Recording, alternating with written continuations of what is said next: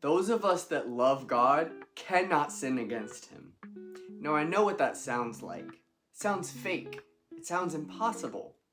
And you are right to question that. But let's look at what 1 John 3:9 says. No one who was born of God will continue to sin because God's seed remains in them. They cannot go on sinning because they have been born of God.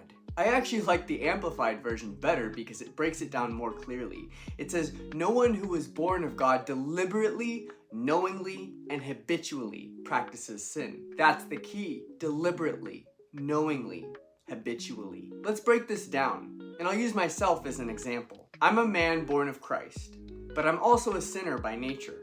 Sin lives in me, but God also lives in me. And the more God works on my heart, the less I want to sin. That means that the things that I used to desire are slowly becoming unattractive to me. For example, sexual immorality has been one of my biggest struggles, specifically masturbation. It was a learned pattern for me when I was a young teenager, and over time, because of life, trauma, and pressure, it became something deeper, something harder to break. There are things God has already taken from me completely, things I used to do that I have zero desire for now. That's transformation. But this one, we're still working. And here's the truth. It's not that I want to do it, it's just that my brain and my nervous system have been conditioned for years to look for relief, for dopamine, to look for an escape when I feel overwhelmed. So when I slip, it's not coming from a place of, I want to live in sin. It's coming from, I'm still being transformed. And that's the difference. Because I'm not deliberately, knowingly, and habitually choosing sin as my lifestyle. I love God too much for that. I want to change. And that's what it means when it says God's seed lives in us. His principles, His character, His nature. Because every day I wake up, I want more of Him and less of me. And He continues to show me His grace, His mercy, and His patience. What a good Father. So I'm learning not to hate myself for being human, but to surrender myself fully so He can continue the work in me. That's the goal, not perfection, but transformation.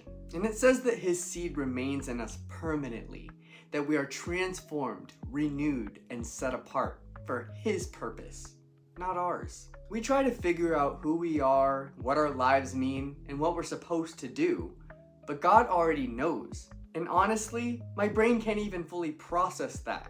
So instead of trying to control it, I just receive it. Now let's bring it back to my struggle here for a minute, because I'm born again and growing closer to God. So I can't keep living the same way that I used to. I can't just sin freely without conviction, without care. Back then, I didn't know any better, but now I do. And that's the difference. What used to feel good doesn't feel good anymore. My spirit grieves when I fall. But I've learned something. Getting back up matters more than the fall itself, because God can work with a willing spirit. But if we stay stuck in guilt and in shame, beating ourselves up, we slow down the very transformation that we're asking for. Everything in me wants to please God.